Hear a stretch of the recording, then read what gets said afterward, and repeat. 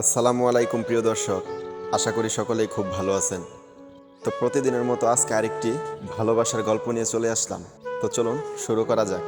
হ্যাঁ, তার আগে বলে রাখি, আপনি যদি আমার চ্যানেলের নতুন দর্শক হয়ে থাকেন অবশ্যই সাবস্ক্রাইব করবেন। ধন্যবাদ সকলকেই। তো চলুন শুরু করা যাক। মেয়েটি অষ্টম শ্রেণীতে পড়তো আর ছেলেটি দশম শ্রেণীতে পড়তো। তখনই তাদের রিলেশন হয়। 2 বছর যাবৎ সম্পর্ক খুব গভীর হয়ে ওঠে।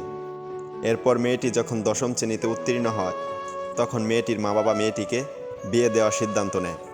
কথাটি মেয়েটি ছেলেটিকে বলে, এখন কি করবা করো, আমি তোমাকে ছাড়া বাঁচব না। ছেলেটিও মেয়েটিকে সত্যিই ভালোবাসতো। ছেলেটি কি করবে? ছেলেটির বড় ভাই একটা আছে, সেও বিয়ে করে নাই। এখন ছেলেটি বিয়ে করার প্রস্তাব দিবে কেমনে? মা বাবা কি কেমনে বলবে? চরম টেনশনে পড়ে গেল। ছেলেটি নিজের মান সম্মানের দিকে না তাকিয়ে মা বাবাকে কান্না করে আকুতি মিনতি করে বলল, মেয়েটিও আমাকে ভালোবাসে, আমিও তাকে ভালোবাসি। যদি আপনারা মেনে না নেন আমাদের 2টি প্রাণ অকালে ঝরে যাবে, আমরা সুসাইড করব। এমন অবস্থা দেখে ছেলেটির বাবা মা রাজি হলো।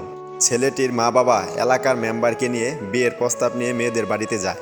মেয়েটির বাবা কোনোভাবেই রাজি হয় না। পরবর্তীতে সে থ্রেট দেয়, দ্বিতীয়বার বিয়ের কথা বললে আমি মামলা করতে বাধ্য হব।